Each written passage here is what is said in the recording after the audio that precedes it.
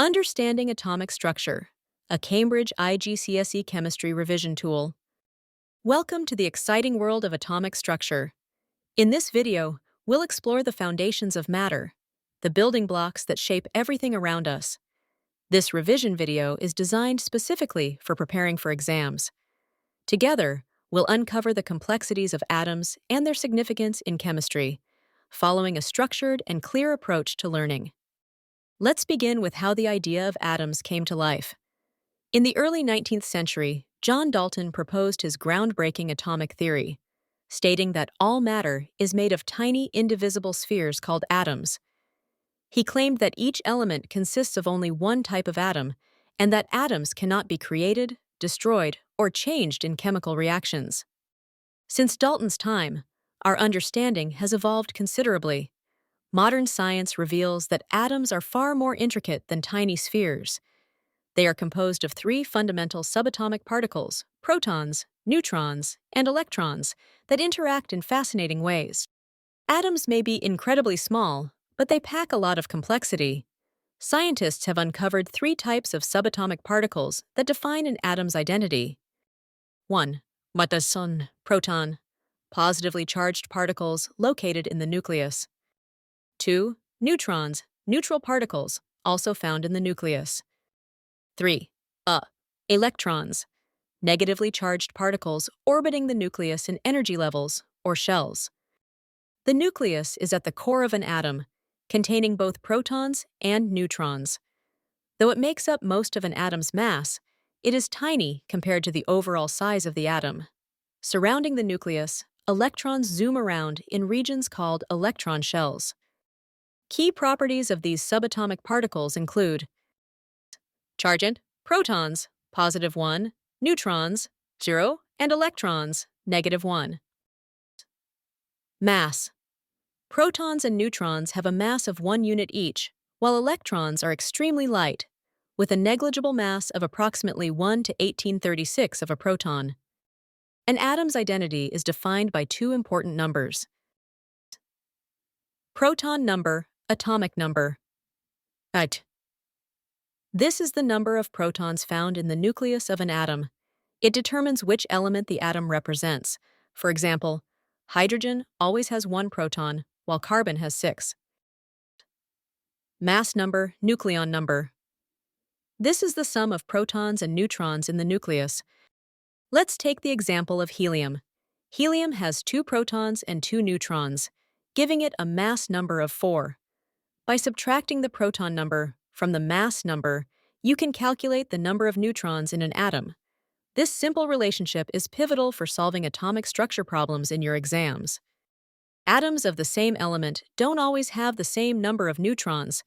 This variation creates isotopes, which are atoms with the same proton number, but different mass numbers because of differing neutron counts. For example, hydrogen has 3 isotopes.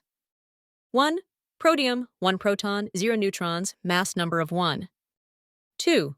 Deuterium, 1 proton, 1 neutron, mass number of 2. 3. Tritium, 1 proton, 2 neutrons, mass number of 3. Although isotopes of an element share identical chemical properties, their physical properties, such as density or stability, may differ. This is why some isotopes are radioactive, such as carbon-14, which scientists use for carbon dating. In everyday chemistry, we deal with elements that exist as mixtures of isotopes. To account for this, scientists calculate the relative atomic mass, R, the weighted average of all isotopes of an element, reflecting their natural abundance. For instance, chlorine exists in 2 main isotopes, chlorine 35 and chlorine 37. If the relative atomic mass of chlorine is approximately 35.5, this tells us that chlorine 35 is far more abundant than chlorine 37. Calculating R using isotope data is a common exam task, so ensure you're confident in the formula. Relative atomic mass equals mass of isotope 1 multiplied by abundance plus mass of isotope 2 multiplied by abundance, divided by total abundance. Now let's turn our focus to the electrons. The way electrons are arranged around an atom's nucleus is called electron configuration, and it determines an element's chemical properties. Electrons occupy specific energy levels, or shells, around the nucleus. A unique rule governs these shells.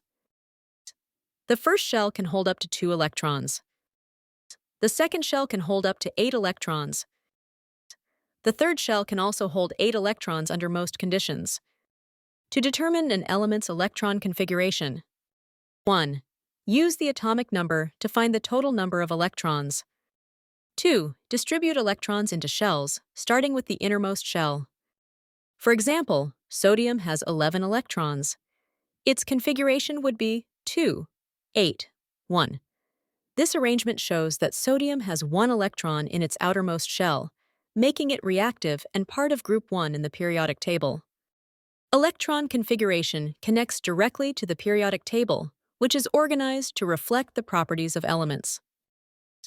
Groups, vertical columns, indicate the number of electrons in the outer shell. For example, group 7 elements, halogens, have 7 electrons in their outer shell.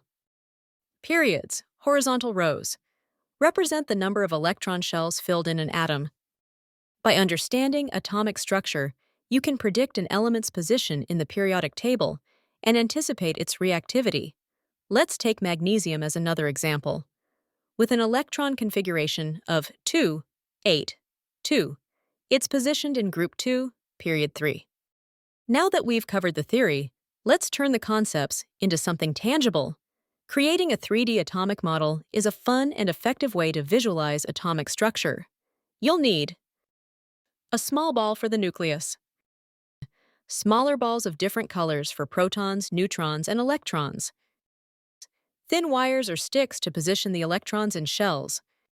For example, constructing a model of a lithium atom, proton number equal 3, mass number equal 7, would involve placing 3 protons and 4 neutrons in the nucleus, positioning 2 electrons in the first shell and 1 electron in the second shell.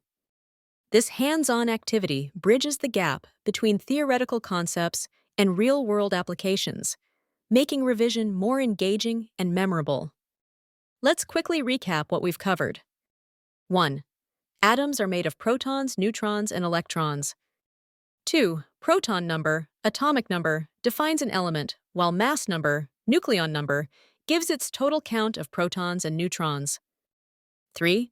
Isotopes of an element have different neutrons but identical chemical behavior. 4. Relative atomic mass reflects the weighted average of an element's isotopes. 5. Electron configurations determine an element's position in the periodic table and dictate its chemical properties. Atomic structure is the cornerstone of chemistry and serves as the foundation for numerous topics in the IGCSE syllabus. Good luck and happy studying!